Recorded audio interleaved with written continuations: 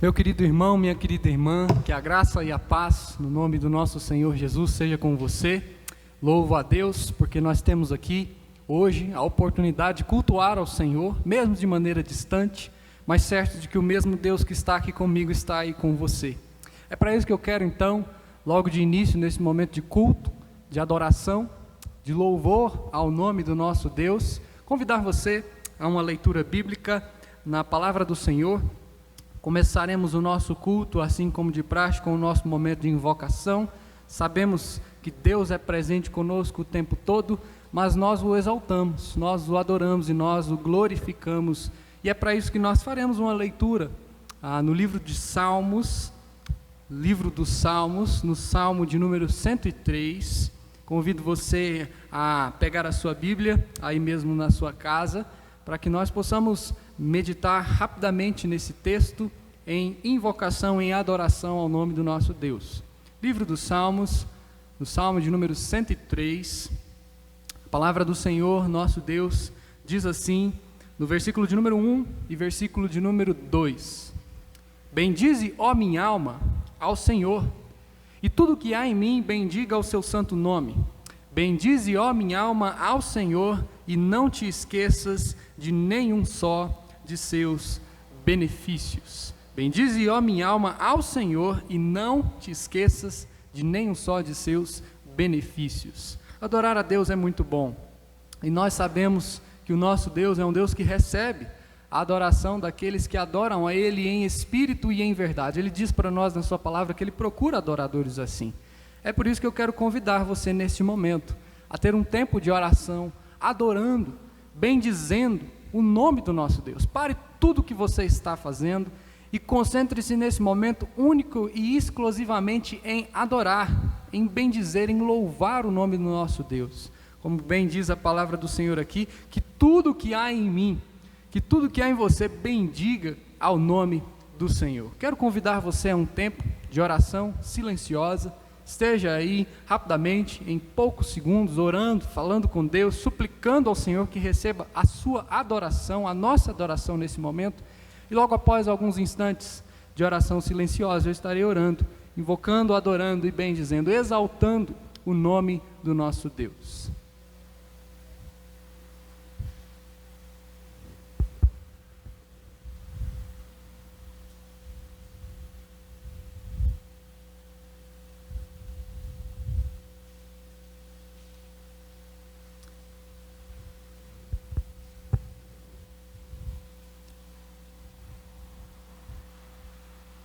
Ó Deus querido, nós te exaltamos, nós te bendizemos, nós rendemos graças ao Senhor, porque mesmo, ó Deus, em meio a tantas situações difíceis, o Senhor ainda assim é presente nas nossas vidas. Te adoramos e, Deus, te rendemos graças, porque temos a oportunidade de livremente cultuar, adorar o teu nome. Por isso, ó Deus, que como assim nos diz o salmista, seja comigo e com os meus irmãos neste momento. Bendizemos o teu nome, ó Deus, adoramos o Senhor e tudo que há em nós, que seja para bendizer, para exaltar, para adorar, para louvar o nome do Senhor. Receba a nossa adoração, o nosso culto, o nosso louvor e edifica-nos com a tua palavra nesse momento. Nós suplicamos e nós oramos em nome e por amor ao teu Filho Jesus. Amém e amém. Ainda no Salmo de número 103, meus irmãos, a palavra do Senhor continua nos dizendo no versículo de número 3 e no versículo de número 4, que Ele é quem perdoa todas as tuas iniquidades, quem sara todas as tuas enfermidades, quem da cova redime a tua vida e te coroa de graça e de misericórdia, quem farta de bens a tua velhice, de sorte que a tua mocidade se renova como a da águia. O versículo 3 nos diz que Deus perdoa as nossas iniquidades, Deus nos lava. E a partir do momento que nós reconhecemos Ele como Senhor e Salvador das nossas vidas e confessamos a Ele os nossos pecados, Deus, Ele nos regenera, Ele nos torna novos, agora já lavados pelo sangue de Cristo Jesus. Esse é o momento então na nossa liturgia que nós separamos para confessar a Deus os nossos pecados, para suplicar o perdão dEle sobre a minha vida e sobre a sua vida. A nossa igreja tem liberdade de culto nesse momento. Não sei se você tem condições Mas eu quero dizer a você que você está livre nesse momento para você confessar a Deus, de maneira individual, de maneira íntima. Nós temos o costume de nos colocarmos de joelhos, e eu quero convidar você a isso. Se você tem condições, se coloque de joelhos ou fique de pé, fique à vontade, mas confesse a Deus os seus pecados. Reconheça o Senhor como o seu único e legítimo Salvador, entendendo que você tem falhas, assim como eu tenho falhas, mas que Deus nos perdoa, como diz aqui para nós o salmista. Ele é quem perdoa todas as nossas iniquidades. Ele é quem sara todas as nossas enfermidades. Feche os seus olhos, fale com Deus, tenha um tempo mais uma vez de oração silenciosa, e logo após alguns breves instantes eu também estarei fazendo uma oração, confessando a Deus os nossos pecados.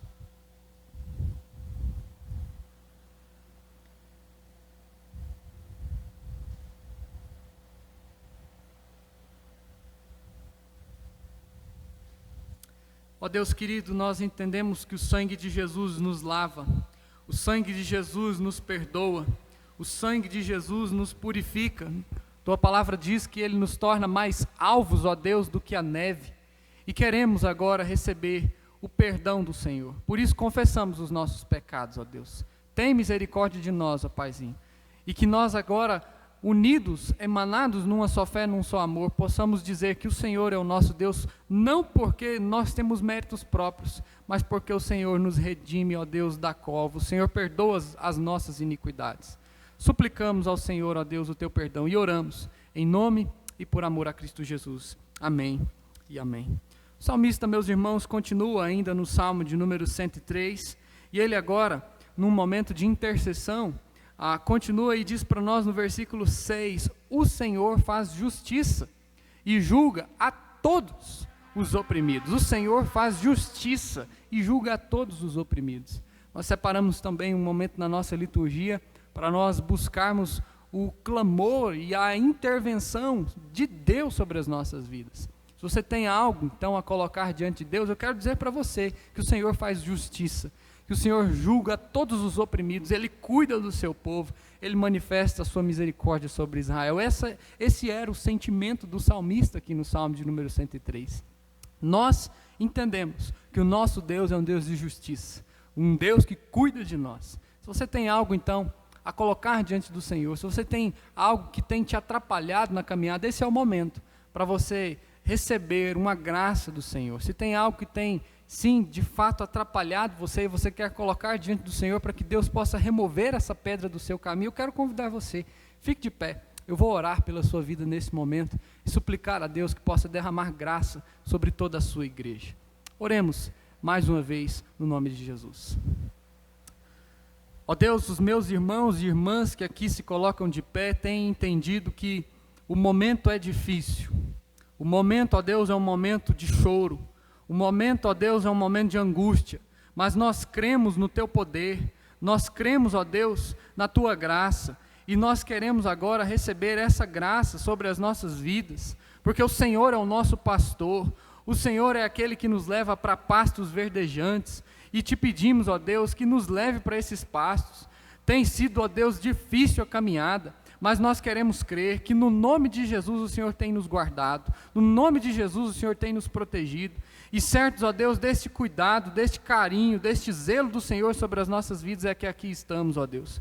Ó Pai, tem misericórdia da Tua igreja. Nós oramos e nós cremos nisso, ó Deus. Há um momento muito difícil no qual a Tua igreja, ó Deus, tem se isolado, tem andado longe uns dos outros, e nós não queremos viver assim. Por isso tem misericórdia de nós, ó Deus, livra-nos do mal. Nós cremos nisso e nós oramos em nome de Jesus. Amém e amém.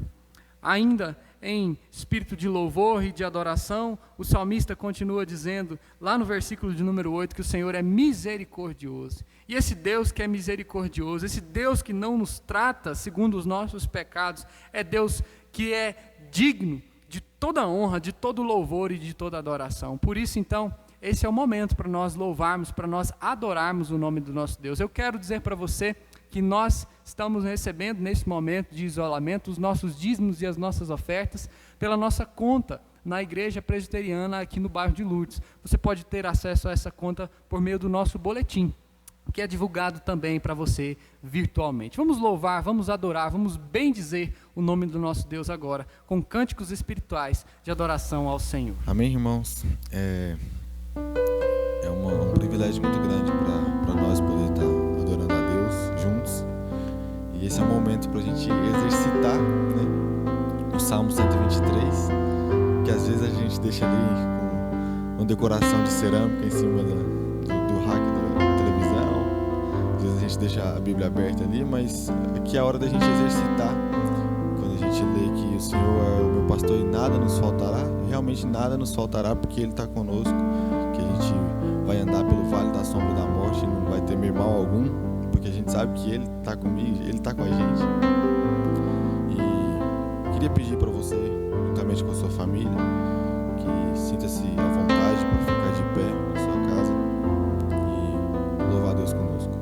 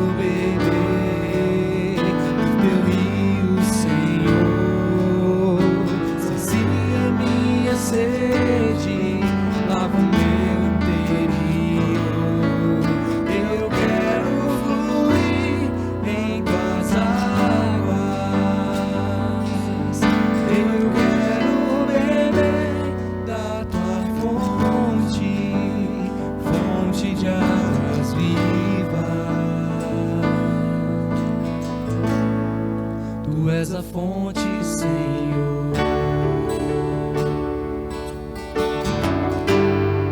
Tu és o rio, Senhor.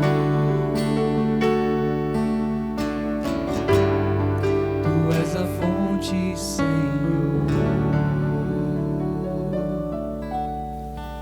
O texto da palavra de Deus que nós meditaremos nessa oportunidade se encontra em Romanos, capítulo 16. Faremos a leitura do verso de número 17 ao verso de número 20. Romanos 16, 17 a 20. Convido aos irmãos, mesmo sentados, mas com toda a reverência à palavra de Deus, que possa então acompanhar a leitura desse texto. Romanos 16, 17 a 20. A palavra do Senhor nosso Deus diz lá para nós assim: rogo-vos, irmãos, que noteis bem aqueles que provocam divisões e escândalos, em desacordo com a doutrina que aprendestes. Afastai-vos deles, porque esses tais não servem a Cristo, nosso Senhor, e sim ao seu próprio ventre. E com suaves palavras e lisonjas enganam o coração dos incautos, pois a vossa obediência é conhecida por todos. Por isso me alegro a vosso respeito, e quero que sejais sábios para o bem e simples para o mal. E o Deus da paz em breve esmagará debaixo dos vossos pés a Satanás. A graça de nosso Senhor Jesus seja convosco. Oremos mais uma vez ao Senhor. Querido Deus, eterno Pai, suplicamos agora que a edificação da Tua palavra seja oportuna nos nossos corações. Fala conosco, Deus. Queremos receber o Teu Espírito Santo aqui iluminando-nos, para entender, ó Deus, as verdades do Senhor nesse tempo tão difícil, ao qual precisamos sim, ao Pai, aplicar essas verdades e vivê-las. Tem misericórdia de nós, ó Deus, suplicamos e oramos em nome e por amor a Cristo Jesus. Amém e amém. Irmãos, o crescimento da igreja evangélica no Brasil tem se tornado uma coisa assustadora. Algumas estimativas nos dizem que até o ano de 2025, a igreja evangélica possuirá o maior número de adeptos em meio a todas as demais religiões. Essa é uma projeção feita por vários institutos, inclusive a revista Isto É. E é impressionante o tanto que, mesmo com o crescimento da igreja evangélica, há confusão no que se diz respeito a ser evangélico. Há muitas pessoas que assumem ser evangélicos, mas isso passa muito distante daquilo que Jesus nos ensinou. Além de tudo isso, nós precisamos perceber que em meio a esse cenário, há uma grande sensibilidade no meio evangélico. Se você tem aí observado um pouco esse ambiente nos meios de comunicação, de maneira mais específica na internet, você vai poder perceber que a religião evangélica está muito bem aflorada, com muitas ofensas, com muitas farpas. Existe assim, então, um momento muito sensível no nosso país, uns discordando de outros, e isso assim, de maneira pública, né? O Correio Brasiliense, no ano de 2014, divulgou que são abertas 14 mil igrejas evangélicas por ano no país. Essa divulgação não tinha uma fonte, mas que são registradas, igrejas que se abrem e são registradas no cartório, são 4.400 por ano. 4.400 por ano. Abre-se então uma igreja evangélica no Brasil, portanto, a cada 2 horas. Que coisa impressionante! E aí se ouve de tudo nessas igrejas, né? Se ouve de tudo. Na verdade, nós vivemos um momento de emaranhado da fé, e nesse emaranhado da fé, como igreja presbiteriana do bairro de Lourdes, situada lá na Avenida Patriarca, né? Quadra 1, lote 14, nós nos perguntamos: quem somos nós? De tantas igrejas que nos cercam, quem somos nós? O que nós pregamos? O que nós acreditamos? O que nós devemos manter dentro da igreja, como igreja ali em termos de doutrina, em termos de prática? O que nós devemos ter como regra para nós? Como nós devemos, diante de todo esse cenário no nosso país, onde a mídia é tão usada para divulgar, para difundir algumas ideias de cristianismo, que muitas delas nós discordamos veementemente, porque elas se distanciam da palavra. Mas a pergunta é: quem somos nós? Quem somos nós? E nós estamos, meus irmãos, diante de um texto, onde o apóstolo escreveu essa carta para a igreja reunida em Roma.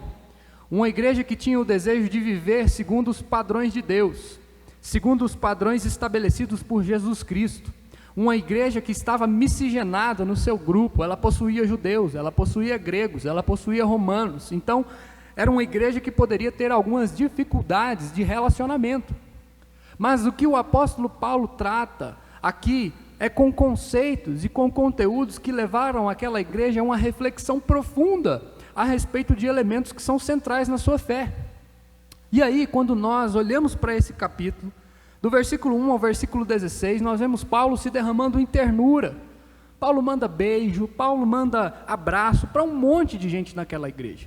Gente que estava caminhando com ele, gente que estava ao lado dele no ministério, gente que estava empenhada em expansão do evangelho, homens, mulheres, casais.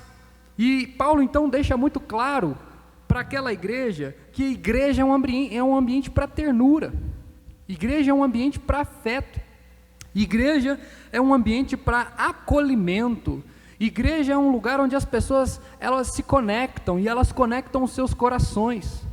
Igreja é um lugar, meu irmão, onde a partir do momento que você se ingressa nela, você é chamado de irmão, e você agora tem vários irmãos na fé. E o apóstolo Paulo vai agora, ao terminar esse primeiro bloco de saudação, dizer que igreja é um lugar onde nós beijamos uns aos outros, o ósculo santo, porque isso mostra afeição, porque isso mostra carinho, porque isso mostra amor, porque isso mostra ternura. Igreja precisa, meu irmão, ter essa característica. E que mensagem mais interessante é essa de Paulo, né? Especialmente para os dias de hoje, não é mesmo? Ainda mais considerando todas essas medidas de distanciamento social, em que a pandemia às vezes nos obriga a ter, em que agora o lockdown nos obriga a ter, né? Mas, meus irmãos, de repente, o apóstolo Paulo termina a sua saudação, no versículo que nós acabamos de ler, e ele implora aquela igreja. E é muito interessante você observar que do versículo 1 até o versículo 16, que nós não lemos, desse mesmo capítulo, capítulo 16, Paulo está saudando todo mundo, Paulo está mandando beijo, mandando abraço, com ternura, para com todos ali.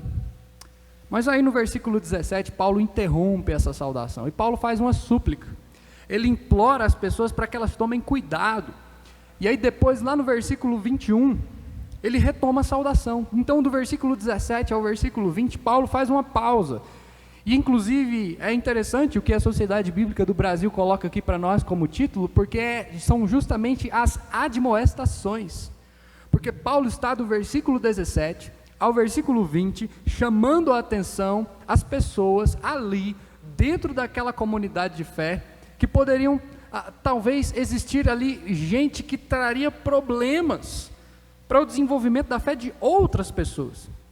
É como se Paulo estivesse dizendo: olha, vocês precisam tratar uns aos outros com carinho, vocês precisam amar uns aos outros, vocês precisam abraçar uns aos outros, vocês precisam beijar uns aos outros.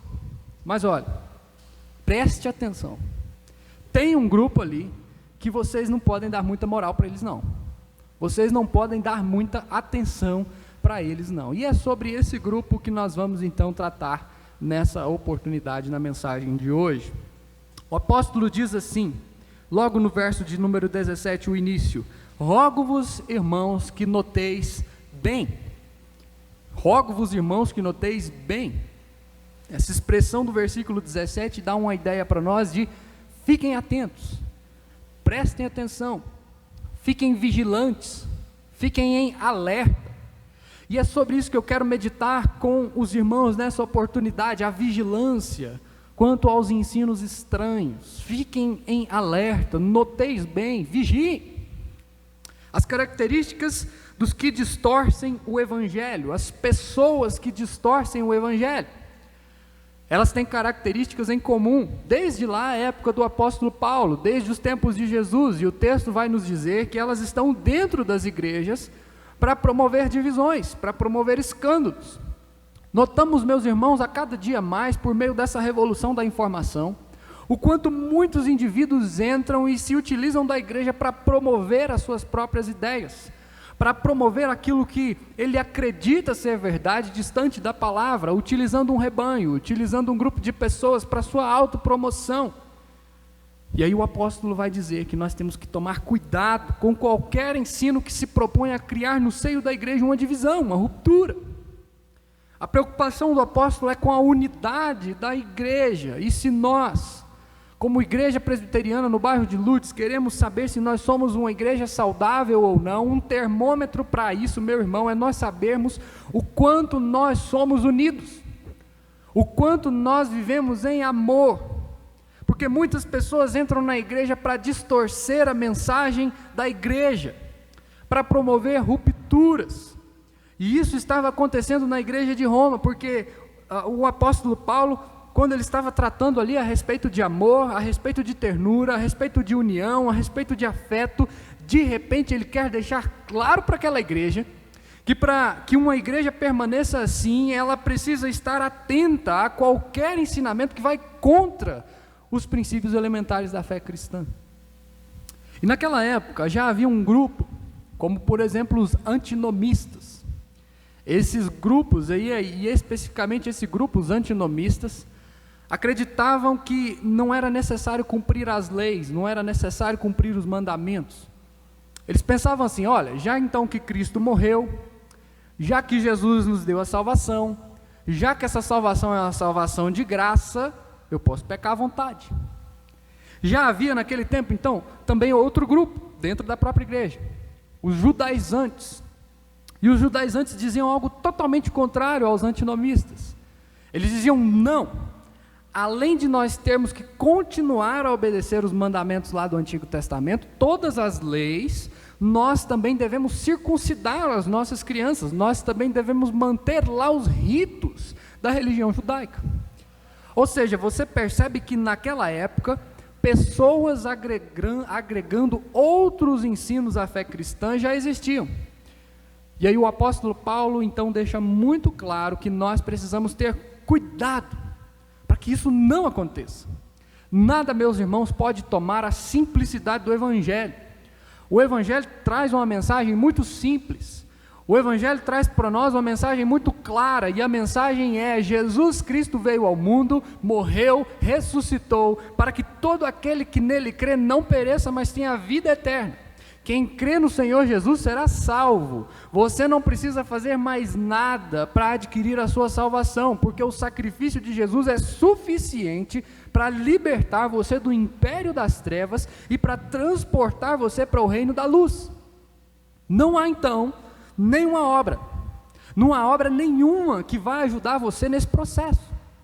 Ah, pastor, mas quer dizer que o salvo então não precisa ter boas obras? Para a salvação ele não precisa mesmo não, porque ele já está salvo. Mas as suas obras boas acontecem agora como fruto de uma transformação que já aconteceu.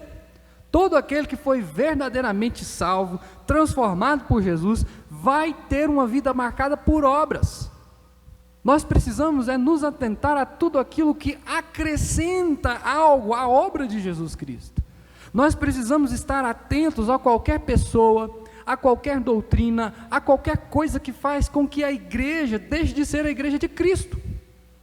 Essa igreja, a igreja presbiteriana no bairro de Lourdes, chegou até aqui com homens e mulheres centrados em Cristo, olhando para Cristo, vivendo para Cristo, e nós precisamos continuar nessa missão.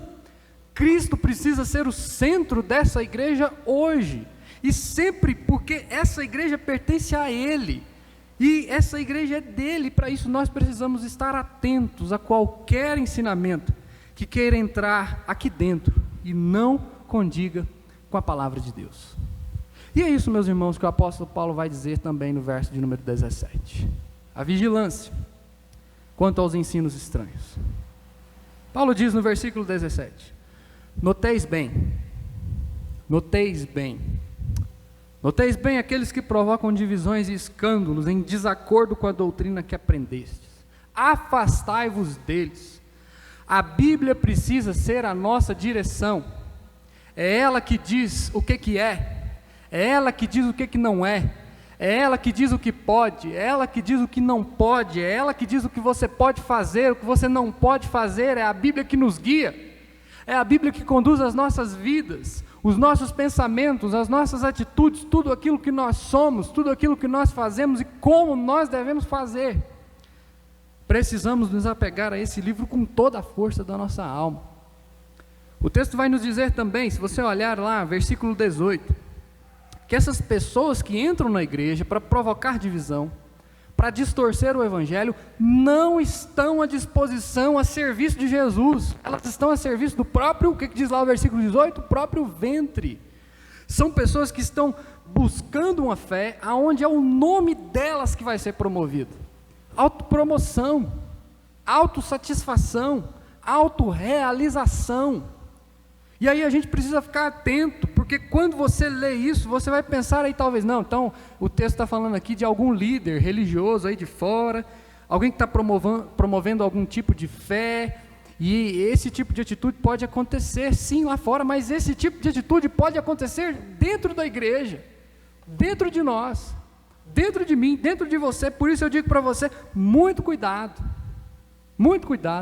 para você não desenvolver um conceito de fé onde você é o centro, onde basta você estar correndo atrás do seu bem-estar, onde você está atrás das suas conquistas, onde você acha que essa fé vai te conduzir aos seus próprios projetos, aos seus próprios sonhos. Não! O que o apóstolo Paulo nos ensina aqui é que uma fé verdadeira não é centrada em nós, uma fé verdadeira é centrada em Cristo. Não é o nome de um indivíduo, não é o nome de outro, não é o nome de uma pessoa que precisa se elevar na igreja, é o nome de Jesus Cristo. Isso aqui está muito claro para nós. E aqueles então que entravam sorrateiramente na igreja, eles procuravam promover não só a Cristo, mas eles procuravam promover ao seu próprio ventre, porque nós não fomos chamados, meus irmãos, para seguir mensageiros da palavra. Tome muito cuidado com mensageiros da palavra. Nós não fomos chamados para seguir mensageiros da palavra, nós fomos chamados para seguir a palavra, e por isso os nossos ouvidos precisam estar afinados com a palavra, para ver se o mensageiro está se submetendo à palavra. Muito cuidado. Quando nós ouvimos em tantos meios de comunicação, tanta gente falando a respeito de tanta coisa, quanto à fé cristã, nós precisamos nos lembrar que a igreja é de Jesus, a igreja é de Cristo. Nós precisamos nos lembrar quem é o dono da igreja. Jesus é o único Senhor dela, e nós somos os seus servos. Nós somos o doulos, os servos, os escravos de Cristo. Nós não podemos utilizar a igreja para nossa própria satisfação. Nós não podemos utilizar a igreja para nossa própria realização, para nossa própria promoção. É impossível servir a ambos. Ou uma igreja centrada em Cristo, ou uma igreja centrada em homens.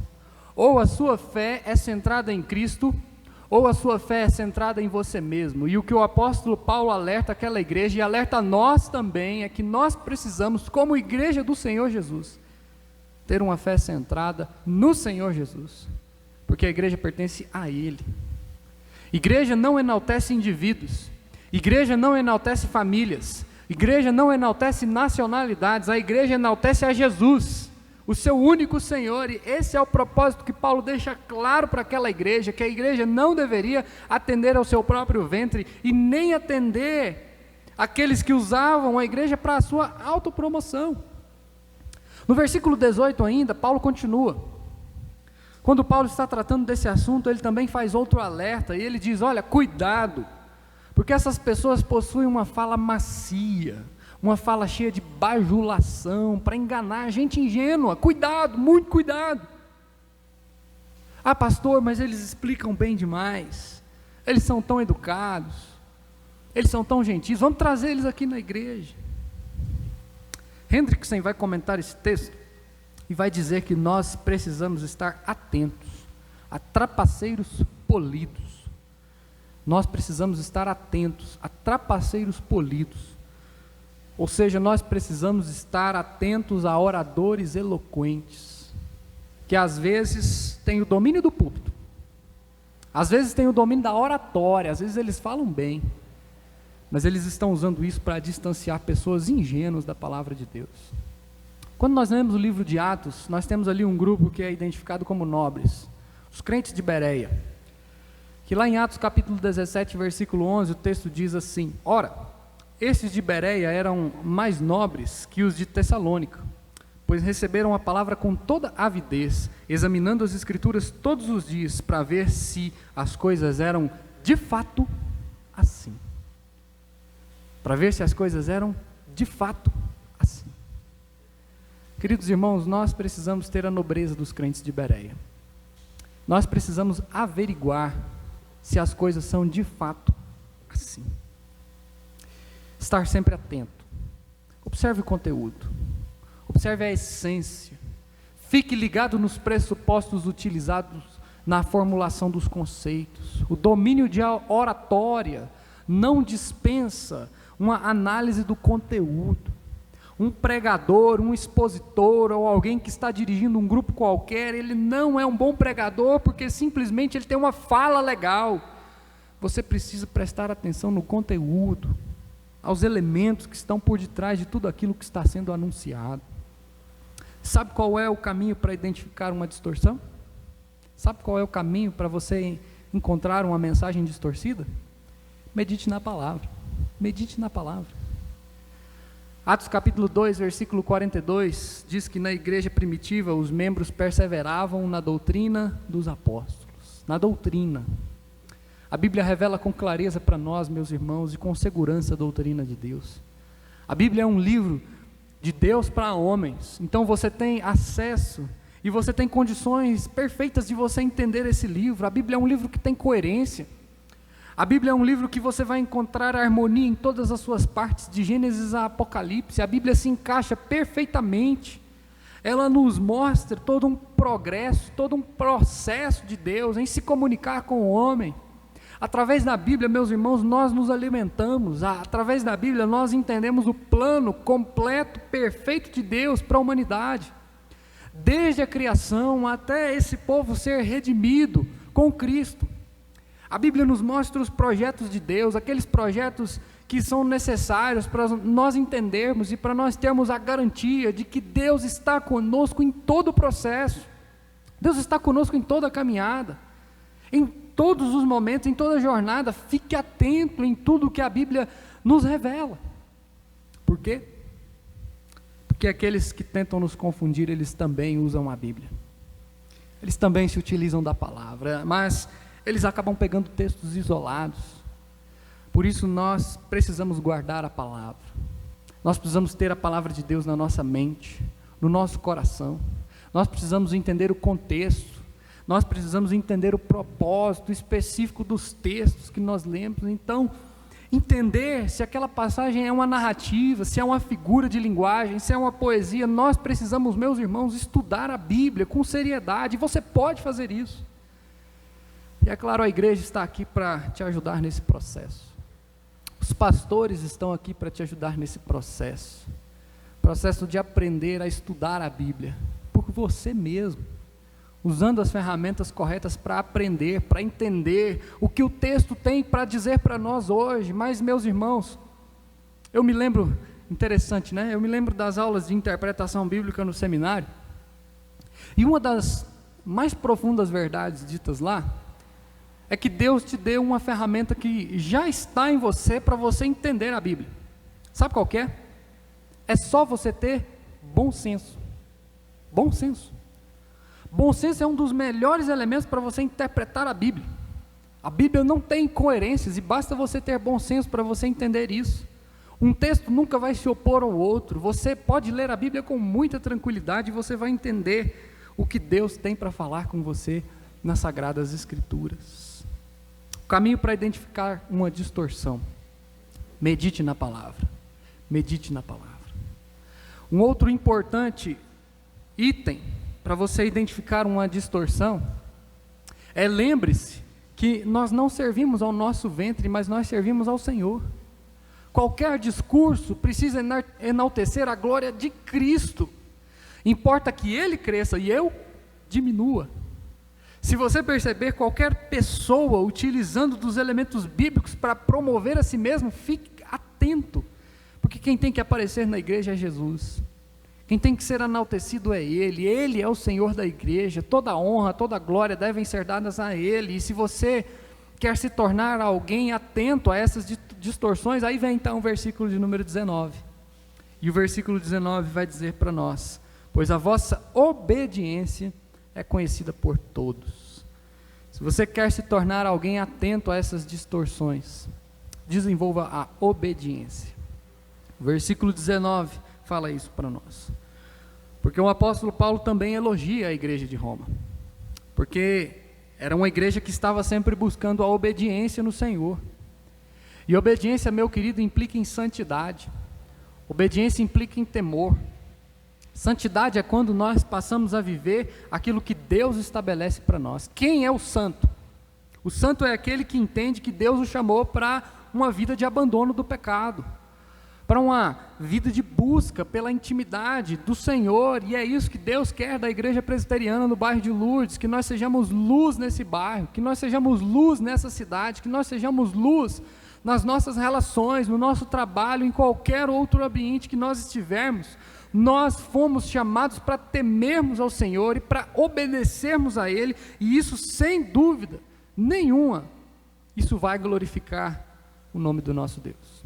Não existe uma fé sincera, não existe uma fé verdadeira que faça acordos com a mentira, que faça acordos com os princípios que regem esse mundo. Não existe uma fé verdadeira e autêntica onde as pessoas abraçam também os valores e os conceitos dessa sociedade. Ou nós tememos a Deus e nós somos amados por Deus, ou nós tememos ao mundo e nós somos amados e amamos ao mundo. Não tem como amar as duas coisas, e é isso que a palavra de Deus nos diz, principalmente lá no Evangelho de João e nas cartas joaninas. Se nós queremos identificar aqueles que tentam distorcer a mensagem do Evangelho, nós precisamos ser sábios para o bem. Aí o versículo 19 diz para nós: e simples para o mal. Meus irmãos, nós precisamos ser ingênuos para aquelas piadas de mau gosto que tem duplo sentido. Nós precisamos ser assim. E às vezes a pessoa vai lá, conta a piada, na certeza de que você vai entender, e aí você não entende. E aí a pessoa vai e olha para você e diz: mas como é que você não entende? É porque a sua mente não está sendo exercida para maldade, nem exercitada. E não é só essa questão não, mas é em todas as outras, que a Bíblia nos coloca que nós devemos ser pessoas atentas para o bem, pessoas aguçadas para cumprir a obra de Cristo, para proclamar o Evangelho, para falar a respeito daquilo que Deus tem feito na nossa vida, na vida do seu povo, e daquilo que Deus pode fazer na vida de outros. Nós somos chamados para nos enchermos da palavra, para nos enchermos dos valores do reino de Deus e não dos conceitos desse mundo. É por isso que o apóstolo vai dizer que nós devemos ser sábios para o bem, mas ingênuos para as coisas do mal. As coisas do mal não devem nortear os nossos pensamentos, as coisas do mal não devem encher as nossas mentes, as coisas do mal não devem ser diretivas no nosso coração, e Paulo também diz isso para a igreja de Corinto, lá no capítulo 14, no versículo de número 20, quando lá em 1 Coríntios Paulo fala o seguinte: irmãos, não sejais meninos no juízo, na malícia sim, sede crianças, mas quanto ao juízo, sede homens amadurecidos.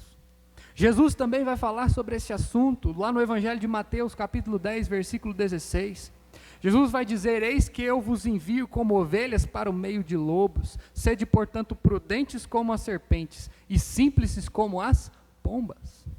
Nós precisamos estar atentos, e eu quero destacar aqui na fala de Paulo e na fala de Jesus, que quanto àqueles que penetram na igreja para causar divisão, nós não devemos ser simples, nós não devemos ser ingênuos quanto a essas pessoas, mas nós precisamos ser sagazes, atentos. Esse é o recado que Paulo diz aqui para os romanos. E aí, caminhando para o fim, Paulo vai nos ensinar a ter uma reação para com esse grupo. Paulo vai nos ensinar não só a identificá-lo, mas ele também nos diz como nós devemos nos portar para com aqueles que tentam provocar divisão na igreja. E o versículo 17, então, nos traz a resposta. Caminhando, então, para o final, ele diz: afaste-se deles. Afaste-se deles. Parece até estranho, né? Um texto que em volta dele ele está falando de ternura. Um texto que em volta dele está falando de afeto, de beijo, ósculo santo. E agora Paulo está dizendo que quanto a um certo grupo que tem tentado se infiltrar na igreja, você não tem que tratar esses com ternura. Você não tem que tratar esses com afeto, com beijo. Você precisa se afastar deles. E esse grupo são aqueles, ou é formado por aqueles, que desejam provocar divisão no corpo de Cristo. Afaste-se deles. Não existe saudação de Paulo para eles. Não existe abraço para eles. São aqueles que querem prejudicar a unidade da igreja. E aí Paulo diz, lá no versículo 20, o final do texto: descansem em Deus, no Deus da paz, porque esse Deus vai esmagar esses. Esse Deus vai esmagar Satanás, ele diz. É muito interessante, né, a dosagem que Paulo vai colocar aqui na sua argumentação, lá no versículo de número 20, ele vai dizer exatamente que Deus vai esmagar o enganador. Deus vai esmagar aquele que vem para dividir. Deus vai esmagar aquele que vem causar intriga na igreja, entre os irmãos. Deus vai esmagar aquele que vem para tirar a unidade da igreja. Esse vai ser destruído. E aí o que Paulo está dizendo é: aos irmãos, beijem, abracem, cumprimentem uns aos outros, tratem uns aos outros com ternura. E que difícil para nós é nesse momento, tão difícil fazermos isso, não é, meus irmãos? Estamos separados, somos uma igreja de ternura, somos uma igreja de afeto. Há pouco tempo, conversando com uma pessoa aqui na igreja, essa pessoa disse para mim: pastor, que difícil é nós vivermos sem nos abraçar, nós somos uma igreja calorosa. E Paulo diz justamente isso para a igreja de Roma: sejam próximos, abracem, beijem, cumprimentem, tratem com ternura.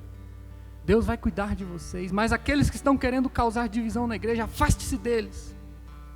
Deus vai cuidar da sua igreja. Aqueles que são próximos, Deus vai cuidar. Aqueles que são fiéis, Deus vai cuidar. Mas aqueles que causam divisão, Deus vai esmagar. Deus vai cuidar da igreja. Nós sabemos, meus irmãos, que quando Jesus morreu na cruz, esse processo de esmagamento já começou para com os que vêm dividir. E Satanás será absolutamente liquidado quando Jesus voltar pela segunda vez. E Satanás, então, juntamente com todos aqueles que não creram em Cristo e com todos os demônios, será esmagado de vez. O processo de esmagamento já está acontecendo. Satanás sim veio para causar a discórdia, Satanás sim veio para causar a divisão, mas o que Paulo quer deixar claro é que todos os crentes, todos os santos que amam a Jesus, que temem a Jesus, devem viver em unidade, devem viver apegados à graça de Cristo.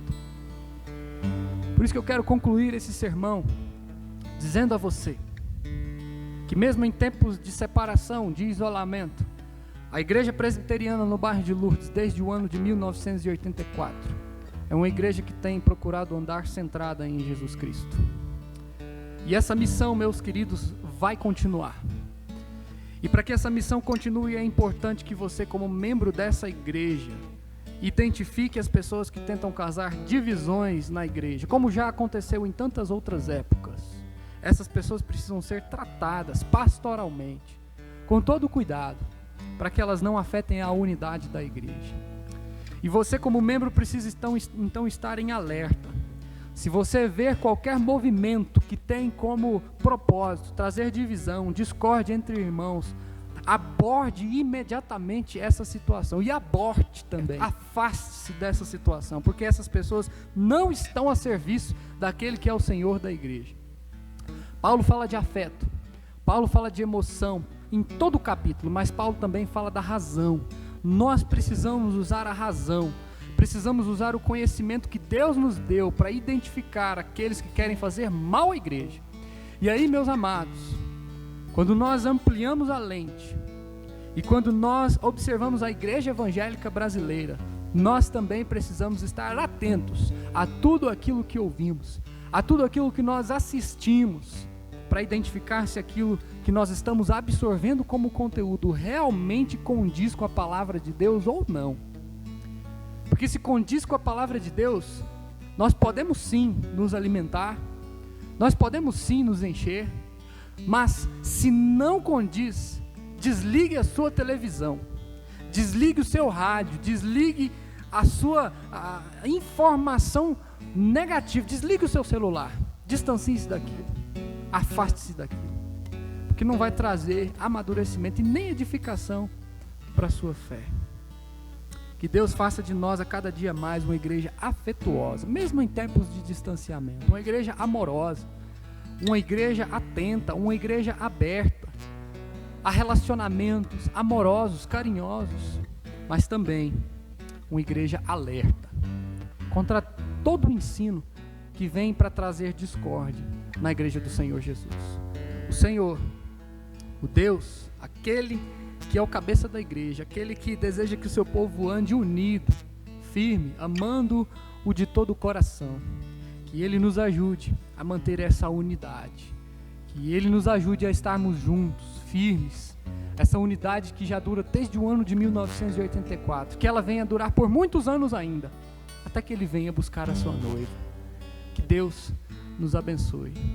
Vamos orar e logo em seguida receberemos a bênção. Querido Deus, nós vivemos dias de isolamento, no qual não podemos nos abraçar, beijar, não podemos, ó Deus, viver a união que existe no seio dessa igreja, e sabemos que existe essa união porque foi o Teu Espírito Santo quem assim colocou, e suplicamos, ó Deus, que o Senhor tenha misericórdia de nós. Não estamos vivendo em comunhão como queremos, mas ainda estamos unidos, emanados numa só fé, num só Espírito e num só amor. Por isso suplicamos ao Senhor que derrame graça sobre os nossos corações, para que essa unidade não venha a se perder, e para que Deus sejamos alertas, cuidadosos, cautelosos com tudo aquilo que vem para causar divisão no meio da sua igreja.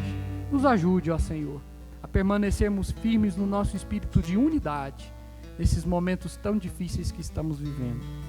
E que o Senhor, ó Deus, derrame sobre nós graça, para que continuemos esse espírito até que o Senhor venha buscar a sua igreja, ó Deus. Obrigado, porque o Senhor já fez grandes coisas no meio dessa igreja, e sabemos que o Senhor vai continuar fazendo. Assim pedimos e assim oramos, em nome de Jesus. Amém e amém. E agora, meus irmãos, que a graça do Senhor Jesus, o amor de Deus, o eterno Pai, e as gloriosas consolações do Espírito Santo de Deus, a unidade, repousem sobre vós, hoje, agora e para todo sempre. Amém e amém. Amém. Amém.